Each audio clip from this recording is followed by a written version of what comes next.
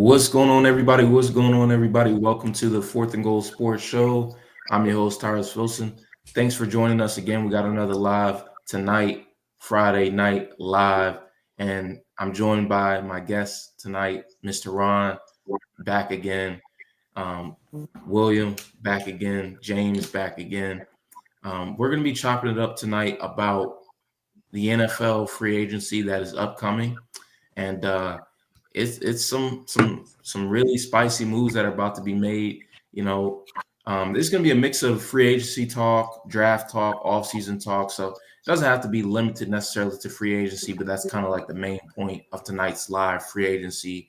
But obviously, we saw the news today with the Commanders cutting defensive tackle John Allen. I know my man James was talking to me about that, and he wanted to kick it off with that. So, how you feeling about that, man? I know I think when we talk you have about your own John thoughts. Allen, I don't think cutting him was the best decision. I think when we talk about him, I think restricting his contract maybe down, you know what I mean, taking money would have been a better option. Because when you look at D tackle and look at production, right, you look at a lot of from them guys, right? When you have real good edges, it's hard for them D tackles to get a lot of sacks, right? Because that quarterback is stepping in the pocket, but either getting strip sack, things like that, right? Most of the times, good D tackles feed off of bad edges and, good secondary play to keep that quarterback in the pocket. So when you look at John, you look at, he didn't have a lot of sacks, you didn't play too good in the run this year, but look at the running backs you faced. The NFC East is a strong running back division. So I don't think John Allen really was a bad player this year, but injuries and things like that can change fans' opinions on it. But you know, the Commanders did what they did, so we'll see what they're going to do next. Yeah, like I agree, cause I mean, from my point, from being a Commander fan, I saw him every single week and stuff. He's not as I would say good as people will say he is. I mean, everybody know he was a first round draft pick. Like Washington D line, they've been considered one of the best for a long time, going back to Deron Payne, Montez Sweat, Trace Young. But now so that's why people feel like John Allen, he still is that productive player that still, he's 30 years old, but people feel like he still could be as productive as he was when he was like 24, 25. But no, Jonathan Allen, it was times when nobody even knew he was on the field at times, I'll say. I mean, like against the Eagles, um, Jonathan Allen and Jonathan Allen and Jerzon Newton, I didn't even know they was playing. Like it was just like not the best. Like they did not, show up to that game at all.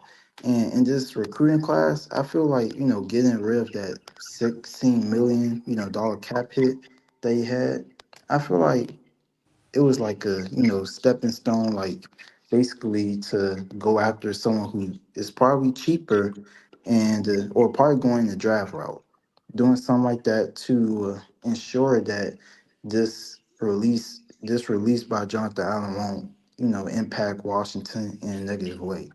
So from that standpoint, I say that this was a good move because they could easily just go into like sign someone for cheaper or draft someone who could be like better than John Allen.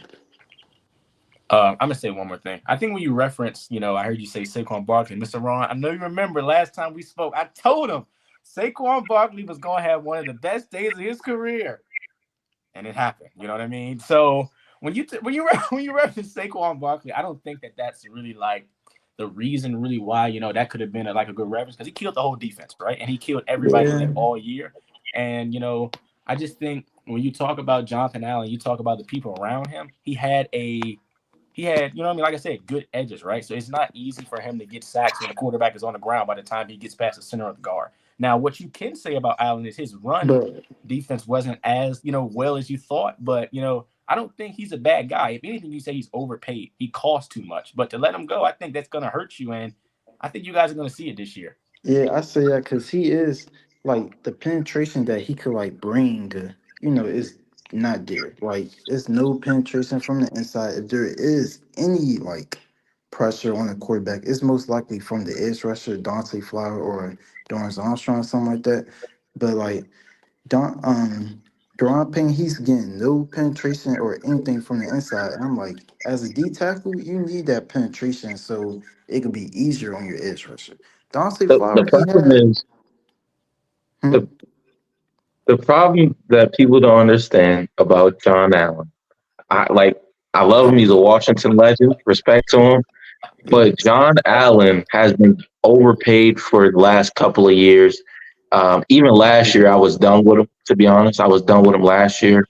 After that 4-13 season, I felt like he was the loudest talker who put in the least amount of production. I mean, he's probably like you hear the terms first one in, last one out. John Allen was like the highest paid, least production. That's really what I saw in the last 2 years, and it was bad. And I'm not trying to hate on him because I really like. I'm being honest. He's a Commanders legend, Washington legend. And, he's one of our longest tenured players. I've seen his whole career: Redskin, Washington football team, and now the Commanders. But like, I just thought it was time to part ways last year, and we kind of waited too long, and now we have to release him instead of getting something in a trade. He's overpaid. I mean, he's getting paid like several D linemen, and he's not even a top 10 D lineman anymore. Look at what Jalen Carter is doing in Philly. That's what we should be getting out of Deron Payne No, no, and no, no, no, John no, Allen no, because of what don't they're say that. paid. Don't say that. Jalen Carter No, is it's a true. rookie. You're They're comparing a getting rookie to paid. a 30-year-old player. You can't do that. Don't No, do that. Don't they're do that. Yeah. getting paid. They are getting paid like they're game changers, but they're being slightly above average. I mean, John Allen, he has the injuries now. He's getting older in football terms, but he's not an old man. He's a young man. But The- in football age, he's getting older. He has injuries. I thought this was the right time to let him go. See, Deron I Payne. want to say one thing because Jalen Carter, he's being a different breed right now. Like what he's doing at the D tackle position, like getting pressure and stuff. We barely saw this from like edge rushers that's really good in the NFL. So Jalen Carter, like that would be hard on John Allen to expect him to be a Jalen Carter from in my Jonathan eyes. Allen was a game changer. You just weren't good for so long. You know what I mean? His production has slowed down. You expect from a 30-year-old, he's not going to play as good as a guy coming straight out of college, right? You look at the Yeah, quarterback that's positions, right? You look at your CJ Stroud, you look at your Jaden Daniels, you look at your Justin Herberts, right? These are guys that came in and shine, right? But now you yeah. look at it's a slow, you know what I mean, seem like decline where you don't have a great team around you. Look at the guys around look at the guys Jonathan Allen played with, you know what I mean, the last few years, right? You guys just got good and he's 30 years old. You're not going to see the same production that you saw 10 years ago. Yeah, I get that, but like basically what I'm saying is he's not worth like he's not gonna be as good as he was back then. So Yeah. why are we still paying him like he is that good still? Like if we are paying him 17.5 million, one of our highest paid cap hits on the team, I expect that production to actually live up and probably surpass the pay, you know, that But we're getting from him. the good thing about And the Washington Commanders is you have so much cap room, right? He doesn't really hurt you like you're making it seem. You guys are just greedy and you want more of it, right? You guys are the second highest in NFL when it comes to free space? we're the fourth highest, but but in this league, you gotta get as much, room and leverage over any team in the NFL that you could get. Yeah. So, it could be a difference because okay, so Washington before they released John Allen, they had like around 64 million, but Mm, now they have 80 million. right. They could easily sign like another player or do a trade or something and still have a bunch more cap space to resign their players. Sign new free agents and stuff. They have, actual leverage over other teams who probably don't have as much cap space where they could probably give someone like a couple more millions to just like help them, come to Washington basically. So that's How do you why feel? How do you feel about this, Mr. Ron?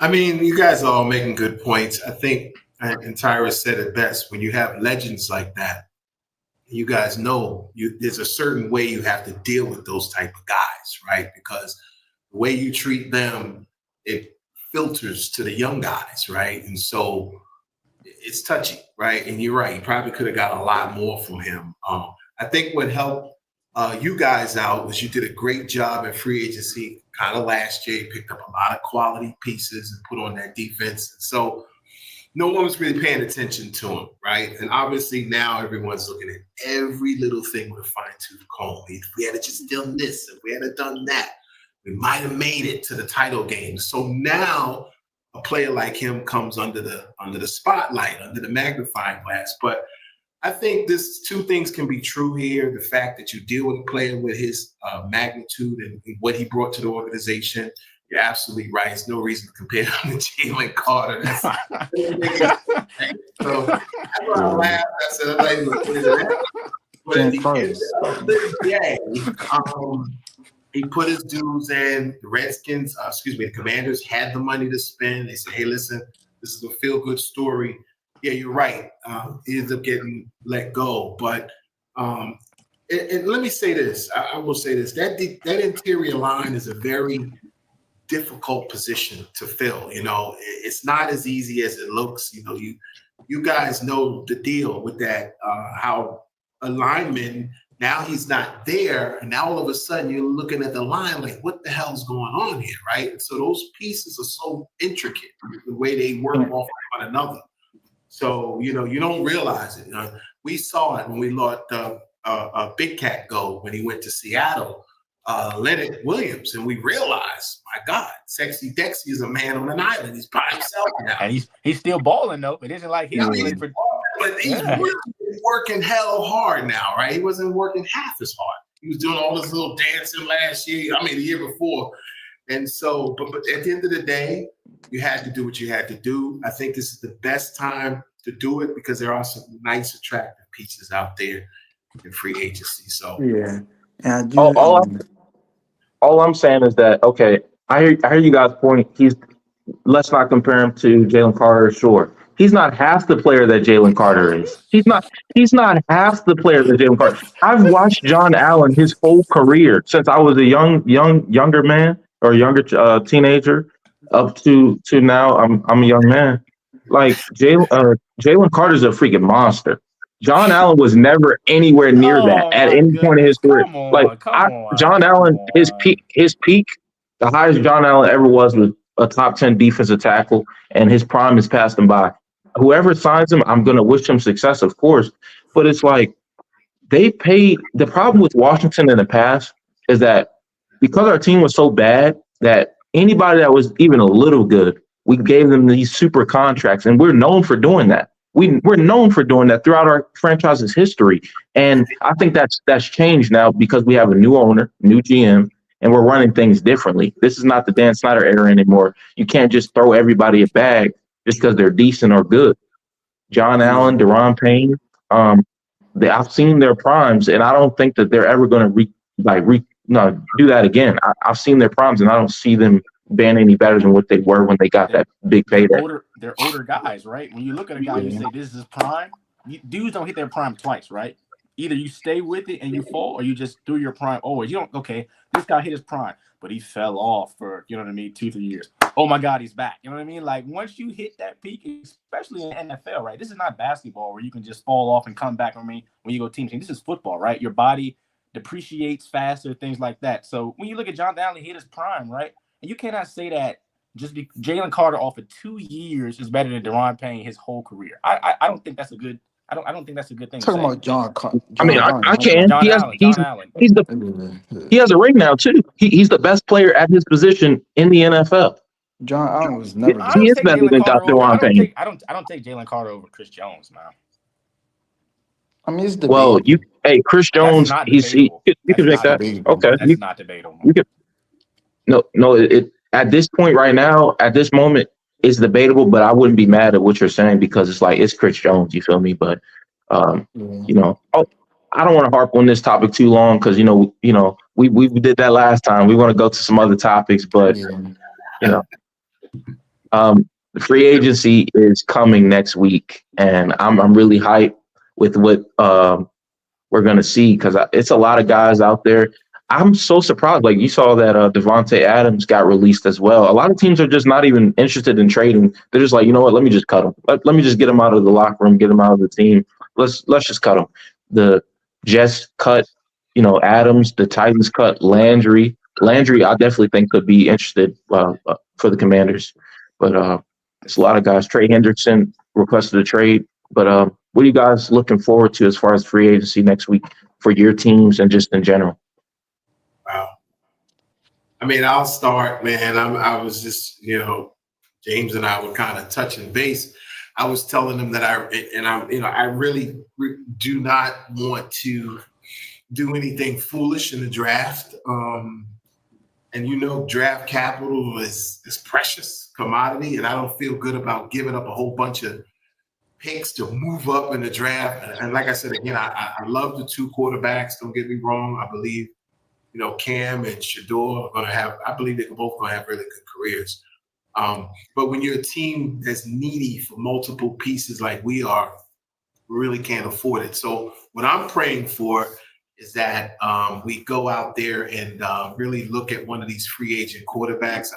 We had our eyes on Stafford. Unfortunately, a family business, and I get it. We got 4 or 5 kids.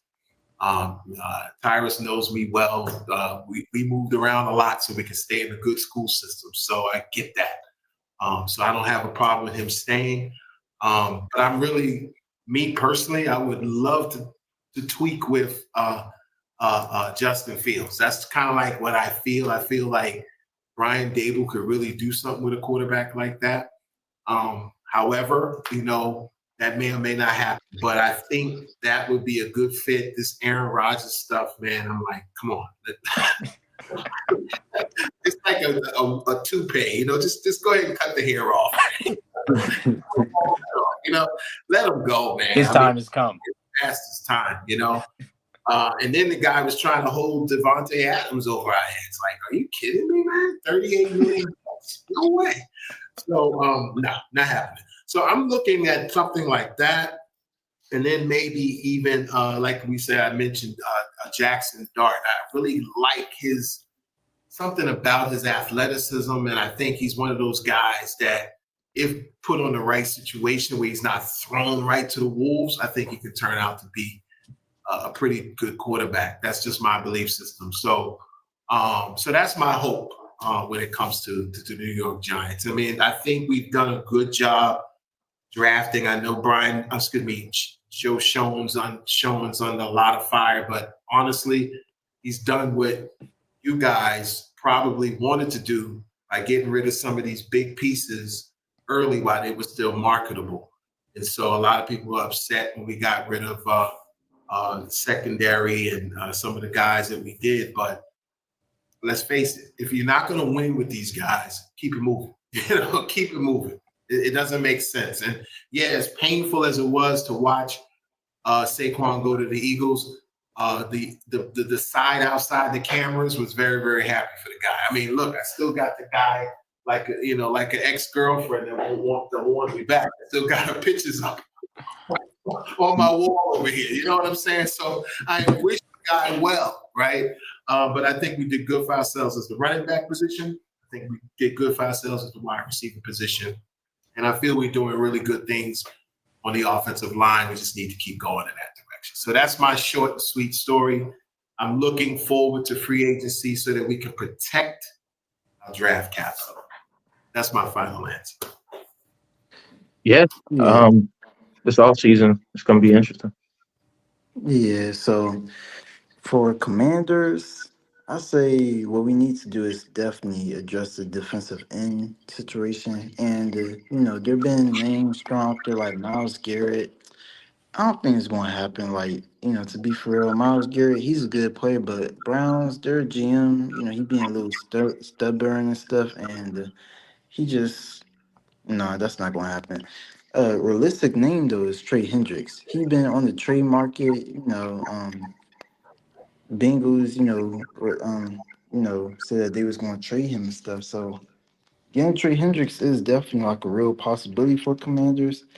Also, probably like a Harold Landry, but they just need to just address the trenches, I say, because that's really where they lost against the Eagles. To like the defensive line just did what they want with Commanders' offensive line, and then Commanders' defensive line couldn't get no penetration or anything against the Eagles' offensive line. So I say just address the trenches, and they already like addressed somewhat the wide receiver with Debo Samuel. To me, it was a good move. He's a versatile player that can just move around and stuff, but just addressing players like positions of needs like cornerback and stuff. Like I say, Commanders, they definitely have the cap space. They don't really have that much draft capital anymore with all the trades that's happening, but they still have enough cap space and enough draft capital that going into next year, I feel really good about the situation that they're in. I think Yeah. when you talk, Um. oh, go ahead. No, I was just gonna say, yeah, we gotta address the trenches because when you address the trenches, it makes everybody else's job easier when the O line and D line are on their P's and Q's. As a Cowboys fan, I think we need to address the receiver position. I mean, obviously, besides CeeDee Lamb, I mean, everybody was like, we don't expect really much from you, but we hope the best for you. But a lot of people are saying Genty. I don't think so, man. Rico Dotto is a 1,000-yard rusher with a mediocre, O-line. I mean, you look at Zach Martin, he didn't play the whole season. We let go of Tyron Smith. Who do we really have besides Tyler Smith? Tyler Settle he's okay.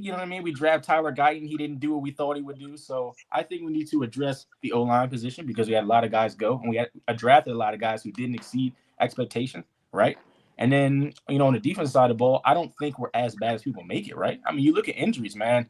Overshown, man. We look for him to be a guy. He was injured, right? You look at the DBs, they were all injured really the whole year. And in our D-line, we don't have DeMarcus Lawrence at all. And then we bring Micah Parsons back at the end of the season where it really doesn't matter. So I think with a fully healthy defense, we can play good football. We just have to find a way to score. I think us driving an offensive coordinator as our head coach was a great decision because we need to score the football. So I think we're doing a lot of things in the right way. I'm not saying I expect us to make a huge leap this year, but I want to at least see my team to be able to compete in the NFC East way better than we did this year. You don't think? I mean, I hear you. Maybe in the first round, you could, instead of going Jonty, you could go offensive line and then draft a running back in the second or third round because this is a deep running back class. But I just feel like you have to. If Saquon taught us anything, is that you have to have a run game too. You have to have a running back. We had a 1,000-yard rusher. I mean, I feel like if you ever think about it, right? You play 17 games, right? So 1,000 yards now is what? Right under 60 yards a game. If you're a running back and you give me 60 yards a game, that's good enough. We're moving, you know what I mean? We're moving the pace. That's what football's about. I don't need a Saquon Barkley. Good enough. How many rushing good enough touchdowns sounds he had, good, but you could be greater. I think Jonty elevates your offense in a better way than your running backs on the roster now. Okay. Jonty goes to the Cowboys. Y'all really could win the division. Look at like this, right? Emmitt Smith said it best. He said he thinks that we should keep Dodell, and he doesn't think Genty is the right fit for us because of the offensive line. Look what we did to Ezekiel Elliott. Warm down. 300-yard carry back every single year. Warm down. Didn't get anything off of him. I'm not saying it was a waste, but when you look at these running backs, you want to put them in a position where they can excel and be able to win. We weren't able to win because once you X Ezekiel Elliott out of the game, we had nothing. If we go get Genty and we don't get one of these top receivers or a left tackle, if you X Genty out the game and you double team CeeDee Lamb, what do we really have? So we're pretty much in the same spot. It's not hard to stop a run game, especially when you're coming from a running back who really didn't play in a great conference. And when he played big teams, he just got the ball a lot. You know what I mean? Not saying he's not talented, but the NFL is way different from college. Yeah, but you also got to look at it this way. How many rushing touchdowns Rico Dog had? Like, what, 2 1 year? Goal line football is different, right? Because then you can just put 11 in the box instead of, 8. So I think that's a good thing to say. But when you look at the goal line, it's shorter, right? That's why I look at Commanders, right? A good offense, but a bad red zone team. And that's what I think really hurt them when it came to those 5 losses. Like, to me, the Commanders are higher team than what they shown, and it was because of the red zone. Like those Giants games, yes, they were wins, but those were 2 closer games to me. It field goal back and forth just because you can't score in the red zone. I mean, that's not winning football to me. And it showed in the postseason, right? You kept going for it on 4th down and work, and then you don't go for it. You kick field goal, you try to go field goal, and you lose because you can't keep up. So we have to be able to find a way to score, not just in the red zone, but just in general, and keep Dak Prescott healthy, please. The points you always make with the Commanders is like, so I feel like it's kind of isolated because it's like I feel like I see what you're saying, but I also feel like a lot of the struggles we had were exposed by Philly, and that Philly is a different beast. Is what I'm trying to explain. You can't necessarily say that the team was Washington, like fully structured how it was supposed to be, but I feel like we have a lot of improvements we're going to make this offseason. yeah, Washington, they didn't lose games because of the red zone. Like I could go through each one of their losses from last year and say that it wasn't. It was because of this, solid So we football. can say so you lost 5 games, right? We can say the Bears that wasn't a loss, right? But we can just look at some of the W's, right? The Bears game should have been a blowout. You couldn't score in the red zone, right? Correct. True. You lose to the Eagles because you cannot. Should have been a blowout. Yes, should have been a blowout. Should have been a blowout. Yeah, we should lose them out. You lose to the Eagles because you couldn't score in the red zone. That 4th down changes the whole football game, right? That changes everything, right? So that's Jane Daniels was hurt that game. Oh my goodness, He was hurt. Oh my goodness. Okay, I'm gonna let y'all go. Let's pass it to Mr. Ron though, because I didn't get a chance to hear what he was going to say. No, I was saying you guys got $80 million to spend, so you're up there. You're in the top 5 with free agent capital. So you can't make nothing happen with that. I don't know what to tell you. That's a lot of money. Do you think that people are kind of like, I don't know how y'all view it, because our view me and Williams' view of our general manager may be a little biased, sure, but I feel like Adam Peters has done an amazing job, and despite what he's doing, people continue to think we're the old Washington. Like, this is not Dan Snyder and Bruce Allen. Like, when will people kind of get the understanding this is a new era? We're not the same organization. When you run it back next year, that's when they'll see it for real. Because to be honest with you, you guys have had that stigma for so long. It doesn't just, turn overnight, and that's the key thing. And when you guys do it again, and obviously I believe that the players you have and the kind of camaraderie that's in the locker room, all that stuff adds up to changing the identity of your organization. So you're right, though. I think these guys have done it right. They put the right type of team together. They got the right pieces. And now you got people that trust the coaching, they trust ownership, and of course, most of all, they trust your quarterback. So that's a good sign right there. As far as I did want to make a comment about the Cowboys, and I agree with him, with you, James, the injuries really robbed you guys a lot. But I guess my question to you is, what you guys were doing, was that to kind of prep to keep Micah Parsons in a Cowboy uniform? And I mean, I think when you talk about how the season goes, you don't prepare for injury, right? Guys don't get hurt on purpose. It's something that happens, So if anything, I think us losing was really good for us, because that team wasn't good enough to go really far anywhere. I think it would have been another package situation. We're going to be a good team that goes and we're going to lose it. So I think us having the 12th pick is really good for us, because now we can say, okay, right, we have a few things we need, and I think we just got to make the right decision, and I don't think you should get Genty. And a lot of people, I'm probably going to get a lot of backlash from this, but it's like, why? If you don't have an O-line that's ready for a running back, you're going to run him into the ground, and after 3-4 years, his career could be over. We talked about this last week, right? Your O-line's not terrible. Your O-line has probably you probably have a better O-line than Washington. So does that say more about your quarterback? And he can't do we have one guy just like you. We have Tyler Smith. I told you, Zach Martin's gone. Tyron Martin's gone. We drafted Tyler Guyton. We had to bench him because he wasn't playing as good as you should have. Left tackle. Mind you, he was the 1st-round pick for us last year. So to say that we have as good of an O-line as you, you have to develop the guys you have, though, because, okay, the Giants had an O-line coach, right? We didn't have Jaden Daniels. We had Cooper Rush. You can't compare that. Right. That's okay. That's because Dak was out. So I'm saying next year you're going to see what the O-line is with Dak behind under center, right? But all I was trying to say is that you had the Giants O-line coach from 2 years ago. We brought him in. We brought him in. He was amazing, but with them, it was, he's terrible. He can't develop the players. We have an average O-line. People don't understand. Our O-line is pretty dang average or slightly above average, right? We got one one player that's really like that, which is Sam Cosmi. The rest of those guys, if they got replaced, it is what it is. It's not about your Because O-line when you talk about that. It's it's about your the fact quarterback. that you have to develop the offensive line and defensive linemen. Those are guys that need the development for real. They need development. You need to have the right coach for them. And maybe you guys need to make some adjustments as far as your coaching staff. It's not about the O-line. We talk about that, right? You have one of the most electric quarterbacks in football. Your O-line could have been worse than ours. And I think you guys still would have been better just because who you guys have under center. Dak Prescott, before injury, was a mobile quarterback. But ever since he messed up his leg, it hasn't been the same, right? You have a guy who is fresh out of college. You cannot compare him to a guy who's been in the league for 7-8 years and an O-line that's been there for 7-8 years, and guys are getting out and changing and retiring, and we're releasing guys. It's way more than that, right? It's not the coach's fault that the GM lets go of our starting left tackle and our starting right guard, who was in my opinion, was the best right guard in football, retired. So I don't think that's coaching. When Dak had that elite line, what did he do? He was great, but I'm saying we don't have that anymore. You can't say that. We don't have that anymore. We didn't have it last year. Zach Martin was hurt all year. He did not play football. Hey, you don't have it anymore, and I believe that you guys are going to address in the draft for sure. But I'm basically just saying, I don't want to harp on it too much. We'll go to a different topic. But y'all had an elite line for pretty much my entire time watching football, and y'all didn't do anything with it. You didn't make the NFC Championship.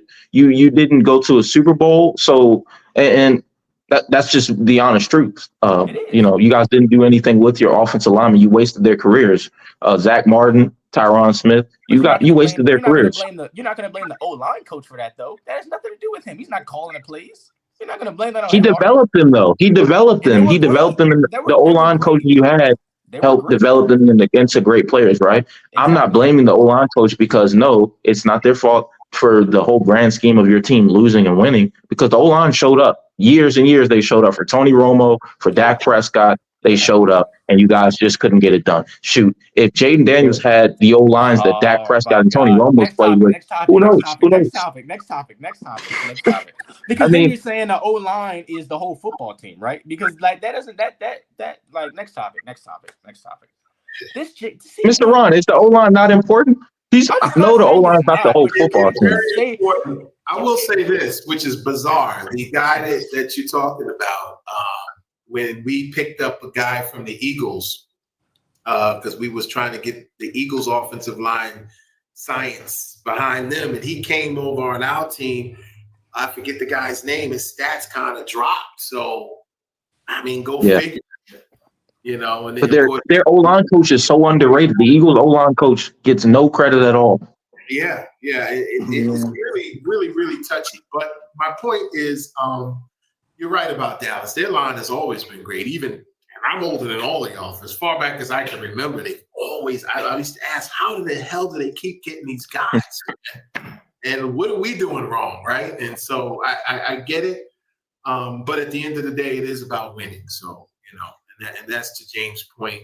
I get that. It's all about, if you can't go all the way, bust it up now while there's a lot of talent out there, and get pieces on your team quickly. So that mediocre football kind of hurts you too. So that's why I was very happy and pleased in a sense that we did lose a player like Saquon, because to be honest with you, we wouldn't be picking this high in the draft if we had him. We were running him into the ground, and he was keeping him just good enough to not have that top pick.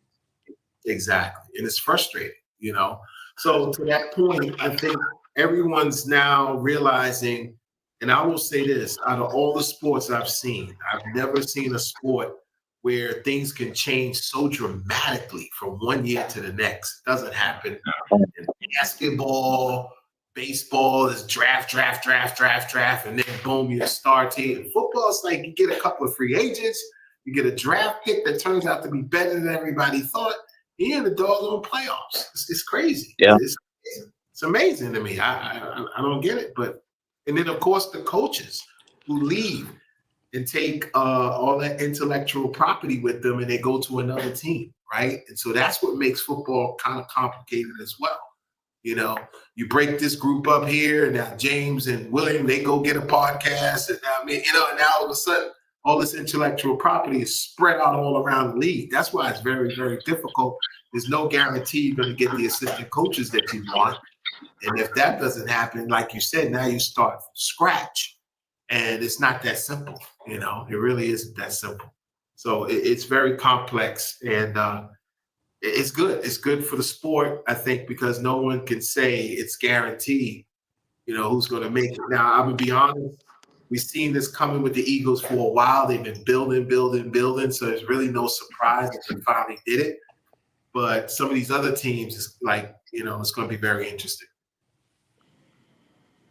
Yeah. For example, like the Chicago Bears, they trying like, I see what they're trying to do behind the scenes, trying like build the offensive line. They look at other teams like the Eagles and stuff. They like, okay, it starts in the trenches. So let's try to like build what's, the most need on our team, and that's the offensive line. So going out get Joe Tooney, Jonah Jackson and stuff. They're trying to like, basically build up that team for Caleb Williams. And Oh yeah, got you. I had this comment, I guess, before I even met any of you guys about Caleb Williams. I, was wrong. I thought Caleb Williams was going to be the better guy just because of the talent he had around him. And you see how great a testament, that he goes to the Jaden Daniels. But I will say about Caleb Williams, he didn't play as bad as people make him seem, right? Like, he doesn't turn the ball over. He doesn't turn over the ball over as much, you know what I mean? It's just that, holding the ball too long, right? So it's not that the Chicago Bears didn't have a good team around him or O-line or anything. I think that he just, I don't know, it just seemed like he wasn't really used to it. Like, and they're another team, right? Ben Johnson. Go get an offensive coordinator, right? That is going to be able to, help him build and learn an NFL offense and, become better. Because you look at his production with USC and even Oklahoma, a bunch of that stuff was just scramble drill. He was just making a bunch of plays out of nothing. That's not NFL football. So I think he needs to grow and learn how to be a pocket passer, and I think he's going to explode. Yeah, because from looking at Caleb Williams, he reminds me much, and not trying to like say he's going to be like him, because he's way better than him, in my opinion. But Sam Howell, he will hold the ball for eternity and probably like throw it away or get sacked, something like that. I mean, it was just so bad. He just like kept the ball all the time. And Caleb Williams, he way better than Sam Howell, but Sam Howell, he's a good quarterback and still have a good future in the NFL. But Caleb Williams, he don't want to turn out into a Sam Howell, in my opinion. He don't want to be That's that factor I was telling you guys about. Like in the previous live, I was saying, and this is something I took into account while watching the film for the top 3 quarterbacks in the draft, which in my opinion is Cam Ward, Shador, and Jackson Dart. Pocket presence is a key factor. The number 1 quarterback in this draft right now is Cam Ward. Cam Ward by far has the best pocket presence out of anybody in this draft, and that I'm relating that because it's like, if you want to draft a young quarterback, you have to have a guy who has solid pocket presence. Like Sam Howell didn't have good pocket presence. It was horrendous. Caleb Williams' pocket presence this season was terrible. CJ Stroud is a star, but his pocket presence was not the best. I know his O-line sucks too, though. But they're going to make some improvements. I mean, you still got Lerman Tunsil too, so they still got some guys. But the thing is, when you have a young quarterback, you want to make sure he has the tangibles of like having confidence in the pocket, being able to sit and just be able to make something out of nothing. And Caleb Williams didn't necessarily have that, but they also do need to improve the O-line. I think they'll probably draft the O-lineman, offensive tackle, first round probably. So we'll see how that goes. They probably should have done that last year. Instead of getting Romo Dunze, they probably should have got possibly Olu Fashinen. I don't think when you talk about left tackle, I don't think that the Bears did wrong, because you had Braxton Jones already. So I mean, it's not that the tackle position was really bad. I mean, Caleb had forever to throw the ball, he just didn't. So I don't think that the O-line is really their worry about. To me, it's the coaching that really, that put them down. Oh yeah, that's it. Yeah. They competed with a lot of good teams this year, and they just couldn't finish the game. You know what I mean? I think that's the biggest thing in football, right? We didn't see teams blow leads and just control the football game. But when it comes in that last quarter, them last few minutes, that really shows who can play football. And the Bears just couldn't play good football at the end of the games. Yeah, like to your point. I already knew that when they when they kept Eberflus as the head coach, I kind of understood that it's like this isn't going to go over well. Yeah. They should have done what Washington did. We matched our head coach and our quarterback together on the same timeline, basically.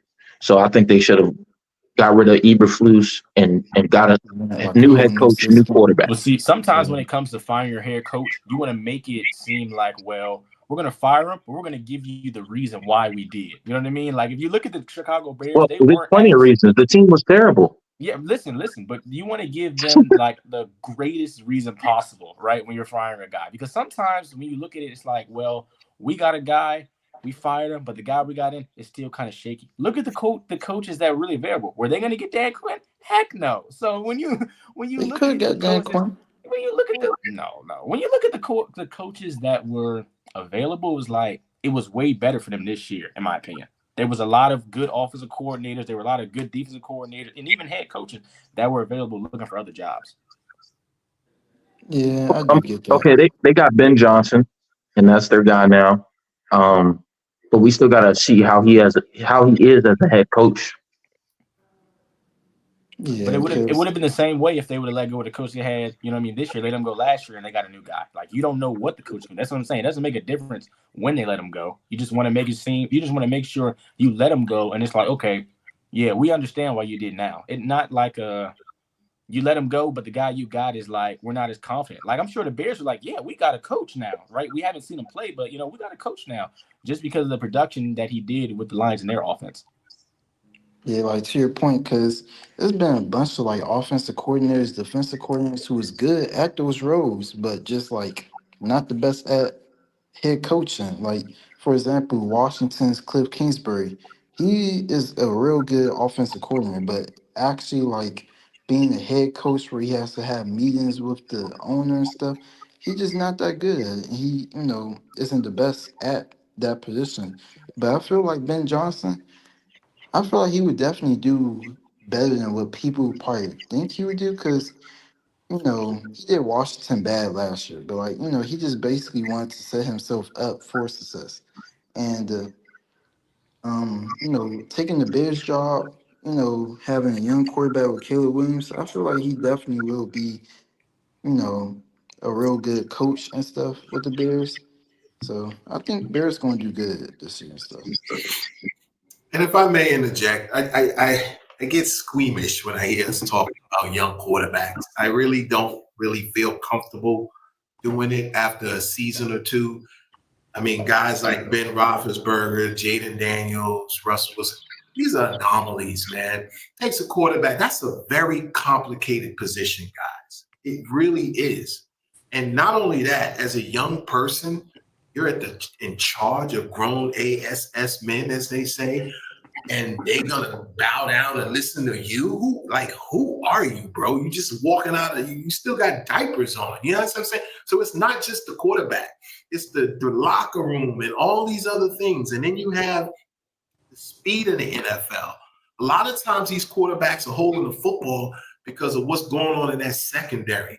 These defensive backs that play mind games. I was watching the documentary on Deion Sanders. I mean, he was playing with these quarterbacks' minds, like throw the ball. He act like he's going in this direction, and at the last minute, boom, pick six, he's gone. So that's the type of talent that these guys are up against. And make no mistake, we get it. The college game, is good, but it's not the NFL. And so, looking at these quarterbacks, when you look at the quarterbacks that really came out good, like the Big Bens, the Seahawks, Dak Prescott was really, really good. They had tremendous running games, man. They had running backs that was about that business. And so if I could sit back and cut my throws down to 10, 15, 20 throws a game instead of throwing 40, 50 times, because I'm handing it to Zeke or I'm handing it to Todd Gurley or whoever, it's a total situation, I remember those first few years when Mark Sanchez looked like he was going to be the second coming. He had Curtis Martin and all these guys. And then all of a sudden the bottom fell out, right, when the run game went away. So every young quarterback should come in a situation where he's coming into a controlled offense, I do like now you get a lot of these coordinators who are playing to the strength of these quarterbacks and the way they played in college. I think that's a win-win situation. But the less amount of throws, getting them more comfortable with the speed of the game, and those defensive linemen are not going to be nice to the quarterback and say, "Oh, you Caleb Williams, whatever, bro." They body slamming, they stomping on you, dancing around your head. So these guys understand what they're up against in the NFL level. So I like to see the 1, the 2, the 3 year progression. And then in year 4, I'm like, all right, this guy's a bust. You know what I mean? Or he's just not. Or like Vic and some of these other guys where they had an offensive coordinator each and every year of their careers. Now you kind of give them a pass. But I don't like really looking at these young quarterbacks too much. I mean, we see CJ take a little funky step here and there. And then, of course, Bryce did a really decent job in Carolina. Everybody wrote him off as dead, you know. And he came and did a pretty good job last year. So I look at those rookie quarterbacks and kind of like I give them a couple years, you know, to really see what they're going to do. You know, Mr. Ron, speaking of Mr. Ron, I got to ask you, speaking of bust, you know, me and James were talking about a guy in Arizona before we got on this live, and he was talking about how there were rumors talking about the Giants being interested in trading for Kyler Murray if he becomes available. And he, you know, my man James, you know, he has some good sports takes, but I don't think this was one of his best. He said that if the Giants were to acquire Kyler Murray, that will put them in the contender spot. I don't see how, because he would still be the worst quarterback in the NFC East. He hasn't won anything since they drafted him years ago. When I was in middle school, they drafted Kyler Murray, #1 overall, and since then they haven't won anything. Mind you, he's had DeAndre Hopkins, he's had Christian Kirk before he kind of fell off. You know, before he fell off, he was pretty solid before. He fell off with the Jaguars. He was pretty solid with the Cardinals. He had maybe about 1 or 2 good years with the Cardinals, and they weren't great. He got paid for a reason, bro. He used to be nice, but you know, and then you had legend Chandler Jones, Budda Baker, who's still there. So I feel like Kyler Murray's had some solid teams that he's played with, and I felt like, you know, they were good enough to make the playoffs, and when they got there, he just couldn't deliver. And a lot of that blame was shifted to Cliff Kingsbury. And I just feel like if the Giants were to get a guy like Kyler Murray, I would be hyped for it, because I want to see the Giants are known for not having a lot of black quarterbacks in the history of their organization. So I would love to see Kyler Murray go to the Giants. That'd be cool to see, but I don't think that's the thing that would get them over the hump. I just don't. I want to defend what I said real fast, right? I'm going to make this quick. When you talk about football, it is a team. Guys I think you guys get, not you guys, but I think us as fans, we get hyped about, oh, we have 2 or 3 guys, man, we can go. And then we get into the playoffs and really expose that those 2 or 3 guys aren't the whole team. Kyler Murray never had a complete team. Not saying that the Giants are, but you look at their defense, right?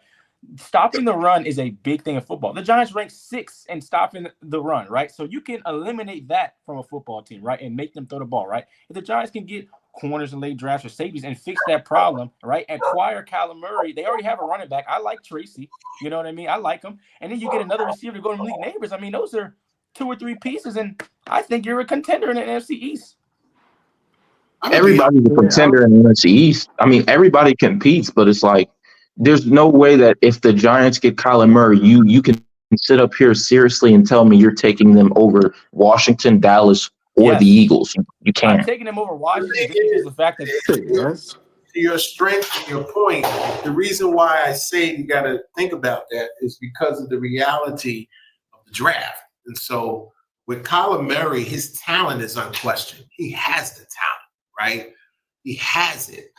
And the New York fan base and, you know, the intensity of New York media, it kind of will hold him a little bit more responsible. I believe Dable, I don't care what nobody says, and Dable I trust. I believe Brian Dable is a great coach. I don't care what no one says. Yes. I don't listen to the media. Yes. See? And I know if he got a talent like Kyler Murray, he would do something with it. I know that for sure. That's not the problem. I think when Are we it comes- comparing Kyler Murray to Daniel Jones and Drew Lock? I mean, look at what Brian Nobody said Dable had to that. deal with. No, nobody said that. Kyler Murray is I'm not the same telling you that Kyler if Murray. these guys get Kyler Murray, they're going to shock a lot of people, and you're laughing at it. I talent think level that is off the charts. He's just, you told him to do everything. You put everything on him. You don't need that. You come to New York, play nice quarterback, play nice in the sandbox, get the ball out of your hands to our elite receivers, and that's all you need to do. We don't need you running around doing all these things. Now, give or take, if something breaks down, so be it. But I do agree that a change of scenery might not be a bad idea for a guy like Kyler Murray because of the bad rap. And you're right. There were a lot of things I think he was asked to do. I think, he did what he could, with what he had. And again, we can talk about he doesn't play on both sides of the ball. But I think with a talent level like his would definitely supercharge the Giants. And it would allow New York to go in another direction in the draft instead of now having to sell out to something. Imagine if you can imagine if you can be a take your first round. quarterback, Kyler Murray. We're gonna bring you in, and then we're gonna go get the best wide receiver in the draft, and you had the best wide receiver in the draft last year. You know how comfortable Kyler Murray's probably thinking. Here's my thing, I though. feel like they're going Here- to we're talking about- draft pick. We're talking about Kyler Murray like he's some type of team elevator, but he's not. He didn't have a team Kyler Murray to elevate. Kyler Murray hasn't elevated his team, and he's played with Hall of Famers. Kyler Murray played with a solid head coach. I know, William, you said Cliff Kingsbury is not meant to be a head coach. He's going to leave us eventually and go be a head coach, and he's going to do well. I really think he will. Whoever it goes to next, hopefully he has a quarterback that's actually good and doesn't put all the blame on him and yell at him every time out. Kyler Murray has personality issues. He's not a leader. He hasn't won anything in the NFL. He's constantly listing his accolades, constantly listing his college accolades and his high school accolades because he hasn't accomplished anything in the NFL. That's just the honest truth. I love to root for black quarterbacks, but if there's anybody that's unlikable, it's Kyler Murray. I'm sorry. Like Sorry. Kyler Murray, when times get tough and so he's going to start pointing fingers. He's going to be like, "Oh, it's his fault." He's not going to actually look. Just like he did the clip. Yeah, Just like he did the clip. When it's like time to when stuff start getting rough, he gonna be like, "Oh, it's his fault" or something like that. He not gonna actually be like, "All right, I gotta be a better player." And he probably will, but he's not gonna say it publicly. But Kyler Murray, he wants to be a gamer. He's not really that serious about football. Wow, that's Am I wrong? Am I wrong? Come on, Am I wrong though? You're wrong. You're wrong. Kyler Murray is a football player. He ain't no gamer. I don't want to hear that, right? You talk all this Hall of Fame talk. He played with him and whoever, right? You can name me two guys, Chandler Jones and Hopkins. Buda Baker is a freaking star. He's one of the best safeties in the NFL. One guy doesn't make you win football games. I didn't name just one guy, though. I named several players, and also all I said was I didn't say they were a Super Bowl contender. I said they were good enough to make the playoffs. Mind you, who's the guy that got fired for the Cardinals? Cliff Kingsbury. Guess what? Who's the last head coach that brought the Cardinals to the playoffs? Cliff Kingsbury. But he was the one that got all the heat when Kyler Murray wasn't showing up. It was Cliff Kingsbury who took the heat. Look who they lost the year that he went, though. DeAndre Hopkins. I don't understand. Let me tell you something. I don't understand why, I'm not going to say Commanders fans, but just fans in general think that one guy or a few guys are going to change the pace of a football team, right? You say, "Oh, he had." It wasn't good enough. You know why? Because the whole team wasn't great. If we're talking about a football team and you can name me 2 or 3 or 4 guys that are good enough, most likely that team is not in the playoffs or in the Super Bowl. And it's for a reason. You can probably run down the whole Eagles roster, the whole Chiefs roster. There's a reason why those teams are in those big games. The Cardinals were never good enough to win a playoff game. Come on. They were there. There was a point in time Cliff had them as one of the best teams in the league. Time where they had freaking a washed up AJ Green was playing his heart out. And they had DeAndre Hopkins, Chandler Jones. Bro, that one year they made the playoffs and they lost first round. In the regular season, that team was balling. And then in the later stretch of the year, Kyler Murray started playing worse and worse. He fell out of the MVP conversation. And since then, what has he done? not Jack. Had around him At since one then. point, that team was like 7-0. Like they was looking like They were the best team in the NFL at one point. Yeah, they was looking like a Super Bowl contender.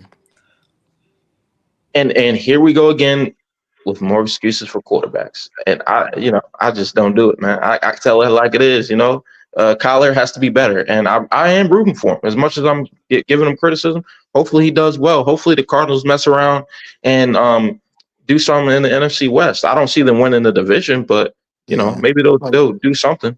I have a question. Are the Cardinals, have they done what the Commanders done? Are they a different organization, different management, or anything like that? Nah. I see where you're going. Nah. You see where I'm going? Yeah. 600 and 800. 600 wins, 822 losses as an organization. The organization has been horrific for decades. My point exactly. He never really had anything. I mean, they have not done anything. They had that one glimpse, like you said, with Kurt Warner, and then that little blench, and then, of course, Kent Kingsbury. But Carson Palmer. Overall, underrated. They haven't really. Palmer was the greatest when he had Ocho Cinco. Got that losing stigma, right? So if you go and you get drafted, all right, let me ask you a question. You're in the draft. You got the Commanders, the Cowboys, the Giants, and the Cardinals, and you can tell the NFL which team you want to go to. Are you going to the Cardinals? No. Exactly. Why? Because I don't even know what they call me. If that's the case, winning with that organization.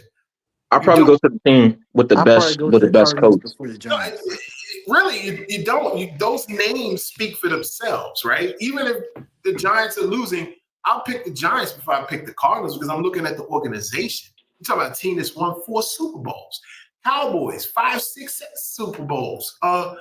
Washington, 4 or 5 Super Bowls. So you're not going to pick the Cardinals because the mindset is they've always been a losing organization. And yeah, they may have a year here or 2 years here, but overall, you're like, nah, I'm not messing with that. I don't want that. So to me, that's what I would think where Kyler Murray goes to an organization where it's expected for you to be better.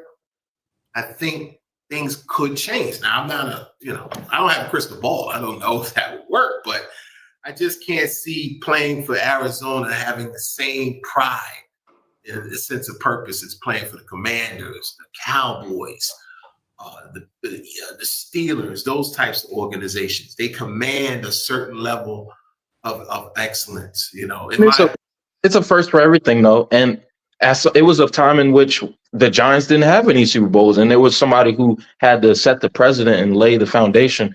And Kyler Murray, I think that it would be beneficial, like you said. It could be very beneficial if he could switch destinations. But the Giants have never been as bad of an organization as the Cardinals, so you can't say that. So do you basically would you guys use that same narrative for basically Trevor Lawrence, for what's his name, Justin Herbert? Would you basically just use that same narrative? Like guys get drafted, guys who are really good get drafted to bad organizations. That's kind of what the draft is. But they still got to show up. It's not about them drafting them. It's about what they do when they get those guys. Who have they really bought in on the offensive side of the ball to build Kyler Murray? And look, you can say they got Christian Kirk, whatever, right? They took him away early. Like, what can you really say that the Cardinals have really done to Kyler Murray to make him say, oh, yeah, we're going to, you need to stay? What is it? What do they have? They probably haven't really brought in anybody, but we're not gonna like Mr. Ron said about rookie quarterbacks, right? Or just young quarterbacks in general. We're looking at him to be so much of a star, and that's not the case. When a guy doesn't do well, a guy doesn't do well in the first 3-4 years of his contract, right? Okay, you can say it, right? But through 1 and 2, you can't say that Kyler Murray was a bust or anything like that. Like, he's still a good quarterback in the NFL. He just doesn't have anything. So you're. I gotta mention my man Jalen in here. What's going on, man? Yo, what's going on? What's going on, y'all? We chopping it up about NFL offseason free agency, but before I pass it to you, I just want to make this quick point, and I'm gonna leave it alone. we can't only say, like, I can hear your point and acknowledge it, but that can't be the only thing. We can't just say, well, they got him no help and that's the only reason that they're losing. It's no accountability to Kyler Murray at all. It's everybody else's fault. They're just not getting him help. Like, you have to be accountable and realize that he hasn't done enough. He hasn't done enough. How do you expect him to win? How do you expect him to win or product with nothing? I don't understand. Like, this is literally going to proved he can make the playoffs. He proved he can make the playoffs. He had talent. And what do you do the next year? You take everything away. When he has talent, what did he do? He went 7-0, took a team that really still wasn't really that great, in my opinion, to the playoffs, and they were one of the best teams in the NFL. So imagine if he could go to another team like the New York Giants, who have young talent, who have a good defense, who have Brian Daboll, who is a good coach. That is like that is literally would be a dream for a quarterback, to get out of a bummy organization, to go to an organization that has championship caliber. You know what I mean? They have 4 rings, a team that is used to winning. The Cardinals aren't used to winning. That organization isn't used to winning anything because they haven't won anything. If I could say, like with the winning and the whatnot, I've seen organizations go up and down depending on the season. I've seen the Cardinals have a better season than the Giants, and I've seen the Giants have a better season than the Cardinals. It just depends. But I don't think it's not per se the organization. It's the culture. I think it's the culture. Hold on. I just got here. Let me talk, dude. I think it's the culture of the organization. Asking to draft you. The Ravens want to draft you. The Giants want to draft you. The Cowboys want to draft you. Which team would you pick? You have a choice to go to the Ravens, the Giants, the Cowboys, or the Cardinals. Where are you gonna go? You're not even thinking about the Cardinals. Why did they call? Hold on. Gosh dang it. Can I speak? Goodness. Okay, first off, like, obviously I'm gonna be biased. I'm going to the Ravens. Secondly, what's your second choice? Secondly, hold on. Wait, let me finish. I'll answer that. It's a realistic question. I can't lie. I know, but let me finish. My point is, the difference is the culture. See, like, talent will get you so far, right? Like for instance, this is why we look at the Cardinals. They had talent when that year that they went to Kyler Murray carried them into the playoffs.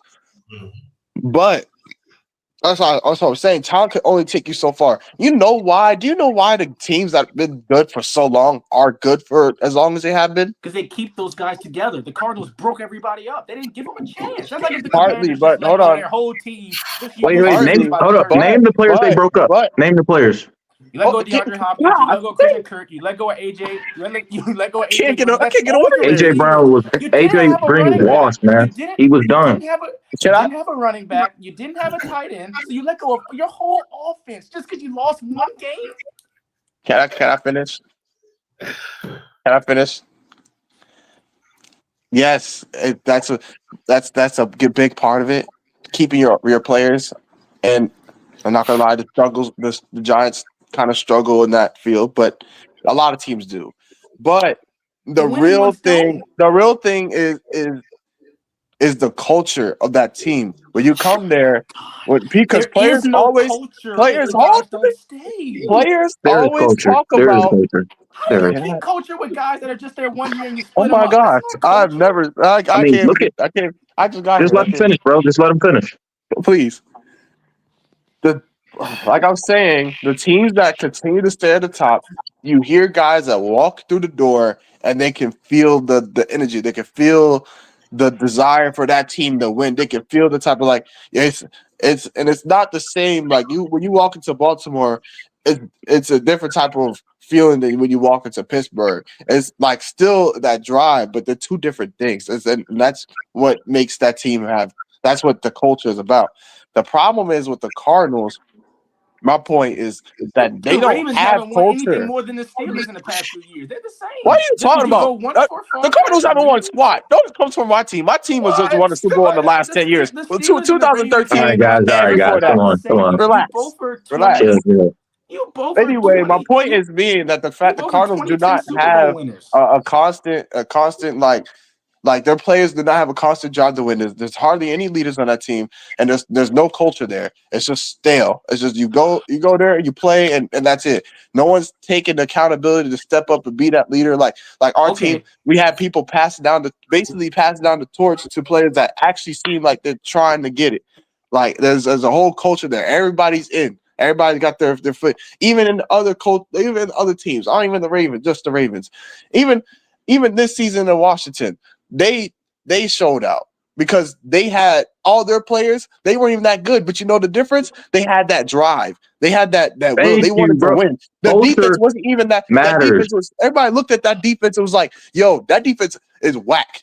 Guess what they did? They walked into the Lions Stadium and beat them. They picked off the ball. They sacked Goff. They caused fumbles. They caused disruption. That's because they had that culture, that drive, that push, the want to win, the want to be great. There's no morale in the Cardinals stadium right now. There's nothing there because they're just flat. I don't know why. Anything. They have the wrong head coach too. I think they have the. That could be a head coach problem too. How do you create culture with nothing? You had it, and you let it go. Hold up. A 4-13 team is nothing, right? So clearly and also you want to talk about from nothing. You don't know who your owner is going to be. You got to get a new GM. You got to get a new head coach. You have to get a new quarterback. That's from nothing. The Cardinals, bro, you can't sit up here and act like there's no accountability to Kyler Murray. I hear your point, though. Let's say this, right? I hear your point. Commanders be in the NFC Championship game with Daniel Snyder. No. Exactly. That is why the Cardinals are so bad. They didn't have a new owner, a new GM, a new coaching staff. They had the same. Wait. Are we going to act like the Cardinals owner is Dan Snyder? Are we going to compare that? We're not going to sit up here and act like the Cardinals owner is on the same level of Dan Snyder? That's not what I said. I said they had not even close to the same. You guys brought in the new. They still have the old, and they really don't have the caliber of players to really win anything. You guys brought in guys, Bobby Wagner. He's a leader, right? He's the leader of your defense, right? Jaden Daniels, he won the Heisman the year before, right? You have something to play for. What does Kyler Murray have to play for with the Cardinals? What does he have to play for? Okay, so they did draft Harrison Smith Jr. That's one guy. We act like Marvin Harrison Jr. wasn't he was out there playing his heart out and couldn't even see the ball because Kyler Murray wasn't throwing to him. He couldn't get the ball to him. Man, Kyler Murray has a lot of development to do. We're talking about everybody else except for the guy who's under center. The accountability has to go to the quarterback. Everybody else, they deserve accountability as well, of course. I'm simply saying that Kyler Murray right now, and I want to, go to some other topics before, I don't want to tread too long on the same topic, but, I just feel like Kyler Murray needs some accountability. And like I agree with Mr. Ron, a change of scenery might be beneficial. The rumors, with Kyler Murray being connected to the New York Giants, I would love that. That would be amazing. Because I'm not even a Kyler Murray hater. I want to see him succeed. It's just the fact that I'm not going to sit up here and make excuses for him because I want to root for black quarterbacks. I'm not about to sit up here and make excuses for him just because of all the stuff that he's been through with the Cardinals. It's no excuses, 800 is an excuse? You said what? 600 and 800 is an excuse? Like a dynasty that has never won anything is an excuse? What do you mean? A dynasty that's never won anything? Is it an excuse? Is it an excuse that the GM broke up what they had and they totally fell off, or is that a fact? That's an excuse. There's only one elite player that they actually lost in that though. They lost D-Hop. Can Kyler Murray control his two best players on offense are rookies, and he's been there his whole career? The best player on Washington's offense is a rookie. So no, it's not. So the best you player on either offense step is up a or you rookie, don't, man. The second best player to him is Terry McLaurin, who has been there for years. Kyler Murray has to put his trust into a rookie receiver. Marvin Harrison. Rookie's good. Marvin Harrison Jr. He's not just a rookie. He's still we rookie. We have rookies that ball out like Malik Neighbors. Come on, we got rookies. Look, I think this is how I feel. Because honestly, Kyler Murray, don't get me wrong. I partly agree with Tyrus. Like, obviously, when it comes to winning and losing, the quarterback takes the blame. Whether he takes part of the blame. But I can say that I don't think we really seen the full potential of Kyler Murray because Thank of you. the place that he's at. Thank you. And your organization has a part to play with that. I can admit to that. Like, there's only so much you could do with your organization if they're not working with you. And like it's been stated, they just folded after that. What was it, 2021 season? That the season they went to the playoffs or whenever that was. Yeah, it all went downhill. Yeah, well, went down. I mean, like, It did. like I think if given weapons, because I do be seeing like Kyler Murray, in his games where I see him drop back, and then the next thing I know, I blink and he's on the ground, and I'm like, what is going on here? So I mean, I don't think he necessarily has the weapons. If they kind of worked with it, they could have molded that team into a playoff contending team if they really wanted to this offseason, because they drafted a couple nice pieces that they could build off of. But they really have to make some moves. But I don't see them doing that. So I do kind of see Kyler Murray kind of finding a new place to call home, because I don't see it. I don't see it working in as fast as Kyler Murray needs it to work. So Jalen, going to kind of shifting to the next point, because we don't want to harp on the same point for too long, but kind of talking about NFL offseason, NFL free agency starts next week. We got two Commanders fans, me and William. We got a Giants fan, Mr. Ron, respect. We got my man James, who's a Cowboys fan. You, Ravens fan. How do you feel about Mr. Ron? His mic is muted. Your mic is muted. Your mic is muted. Your mic is muted. 5 times Kyler Murray has thrown for at least 20 touchdowns. 5 times. Daniel Jones. 0. That's 0. He did once. Dolphs. So this is what James and I are saying. He's clearly a more talented ball player. They're not looking for Tom Brady. They just want better than what they had. If you threw me 24 touchdowns against 11 interceptions last year, Malik Neighbors probably would have broke the record. He would have beat out Brock. If I had a quarterback that gave me 24 touchdown passes against 11 interceptions, are you kidding? Hey, Mr. Ron, don't worry about Malik Neighbors. He'll be in Washington real soon. So, we're going to the next point. You gotta do something. I'm sorry. You was asking me a question, Tyrus. Got the floor back, James. I'm just joking with you. Let that go.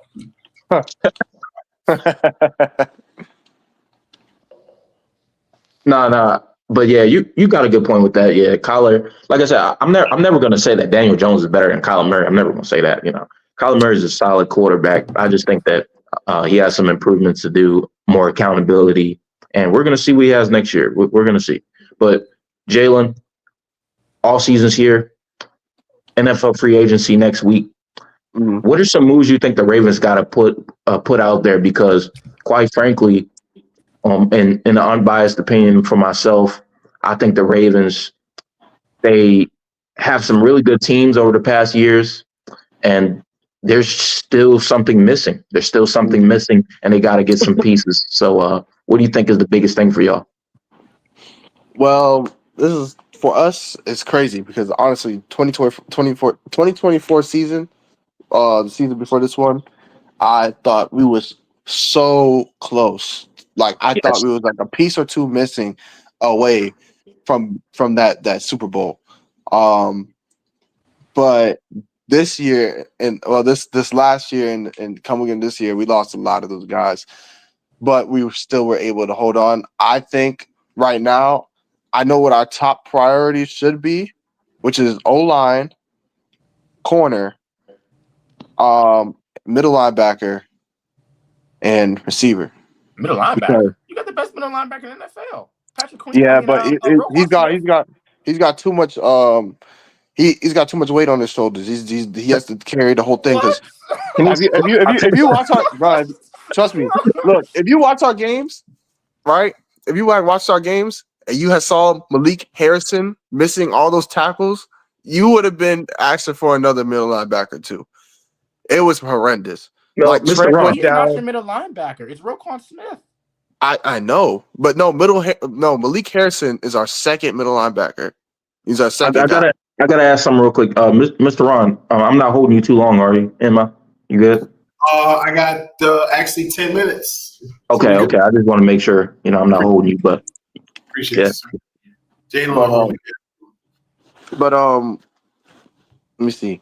I saw this looking at a couple moves that we can make. Trying to make it quick. I don't know about what we're gonna do at middle linebacker or right now. But I do say like we were looking at DK, but I don't think we can make that trade, and we know we can't. But it's possible, but that's a hard trade to make. So we're Y'all probably honestly just gonna stick to y'all should have traded for Debo. yeah, that was another rumor, but yeah, y'all were quicker than us, so y'all ended up getting Debo. But right now, I think we're just focused on riding into free agency, and we're gonna we're definitely gonna pick up a veteran receiver. We might even draft one too, but I probably think that'll be like closer to like the later rounds because I think we're really focused on getting that O line down because last season we had a couple guys at right guard, left guard that wasn't doing so well. You got to watch Cam Williams out of Texas, offensive tackle. I think he can fall to you guys. We might be able to get him because I know we're not really high on the draft board, obviously, because we made the playoffs. So yeah, but you're higher than Washington, so just put that out there. What does that have to do with anything? What, like, nah, you just want to slide that there. Washington has a better year. You can have that. You can have Washington that. has a better year. Usually Washington is way ahead of Baltimore. I've never experienced this, and me and Jalen have been friends for since the elementary school. For as long as we've been friends, the Ravens have always been better than Washington. So I'm gonna live this moment up, okay? That's exactly why I'm letting him do it. The Ravens are still better than the Washington Commanders. They beat y'all last year. Yeah, they can. The Golden State Warriors were better than the Cavs, and they blew a 3-1 lead. So it doesn't matter. We made it farther. We made it farther. That's all that matters. Anyway, to wrap up the I don't want to hold it too long, just so I can wrap it up. Yeah. We definitely looking at an O-line to get some protection around Lamar. Oh, and a big one that we're looking at is a dominant edge rusher right now. Oh yeah. We have been really looking for a dominant edge rusher because like we have guys, but we want that guy to set the tone off the edge. Like so would you rather draft an offensive lineman or go ahead and draft an edge rusher first round? Ooh. I want an offensive lineman because I think we could get an edge rusher in the free agency. I think right now and with how rare a good offensive lineman is, I would prefer to get that position down first, and then go into free agency and see what we can do. If just in case, I really think we should maybe even dip in both and try to see if we can find offensive line in free agency and draft one just in case, because I don't think we have enough time for a whole bunch of just mistakes and players turning out like Marcus Williams, like he was good pickup at first, and the next thing you know, now we wasted half of our year this year trying to figure out our backfield situation. We had to get rid of Eddie Jones, who we picked up a free agency. But like I said, since we were prepared, we had a guy like Washington just waiting to come on the field and ball out like he did this year. That's safety. Y'all gotta draft some DBs. In my opinion, I know you have good DBs, but I feel like you got a few more. Like you gotta look at Lathan Ransom, Ohio State. I feel like he'd be a good fit for y'all.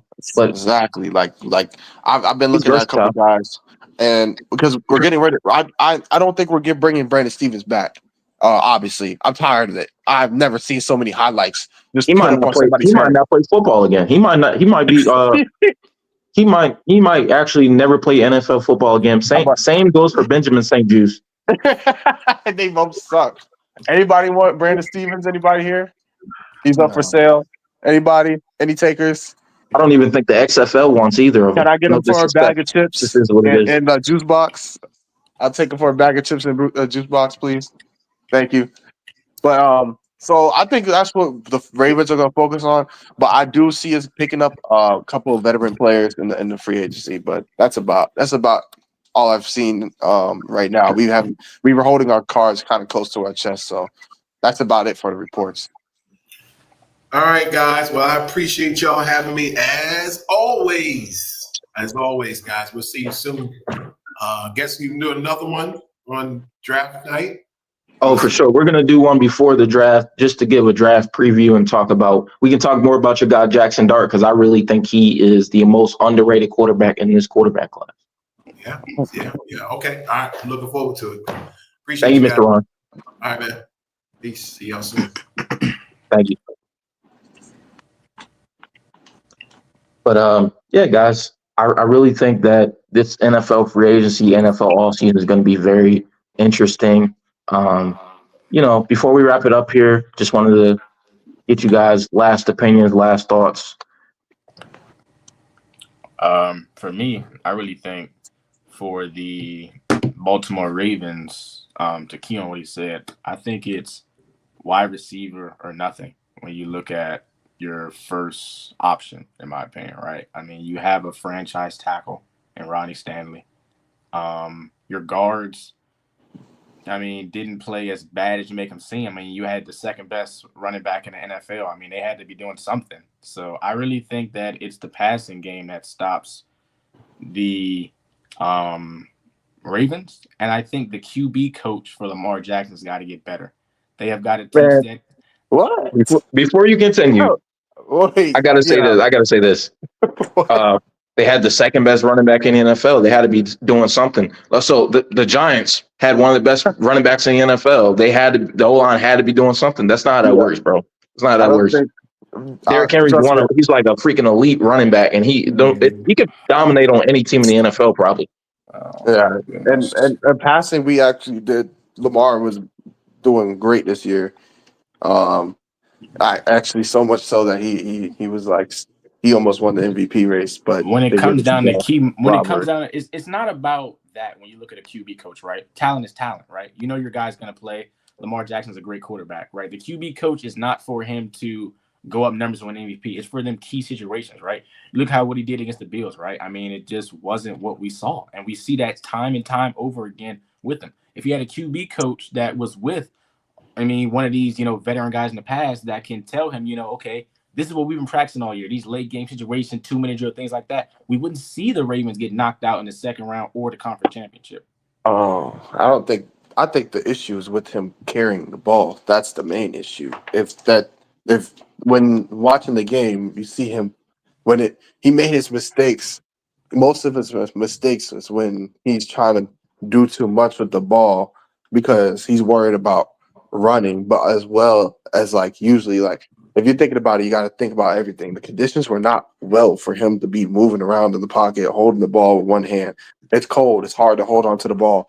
It's already hard to hold on to the ball as it is. Is it time for Ronnie? Is it time for Ronnie Stanley to go?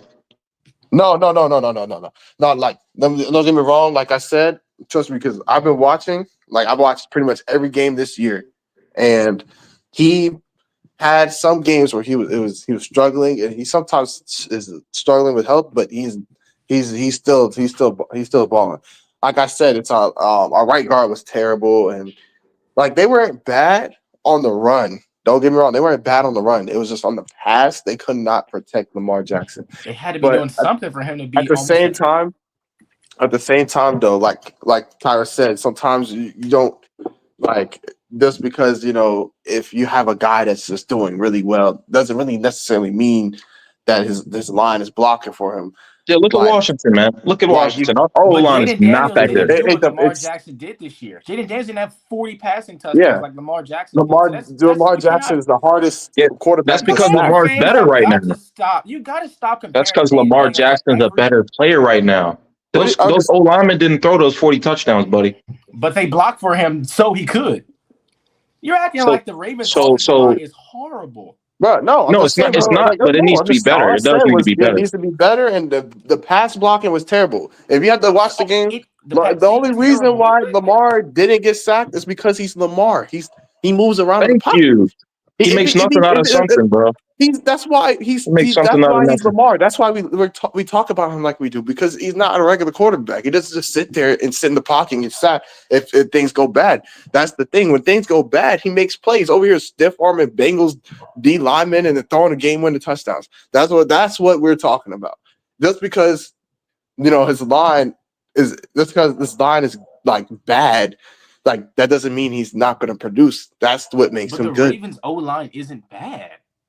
Some of our Yo, linemen are James, not, like James. You're not Linderbaum, gonna Stanley. James, let me ask you this.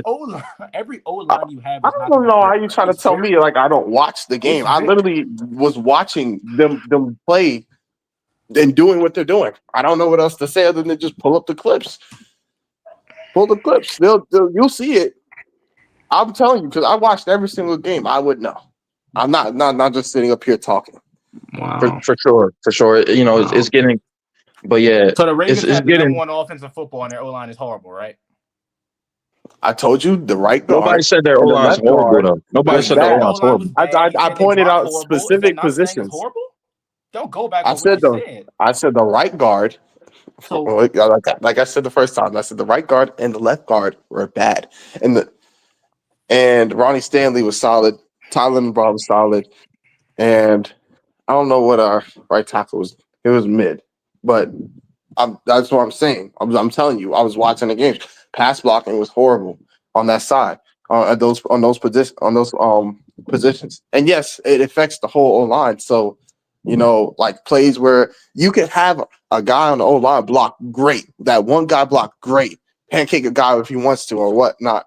But if you have other guy on the line who's letting guys through, it still ruins the play.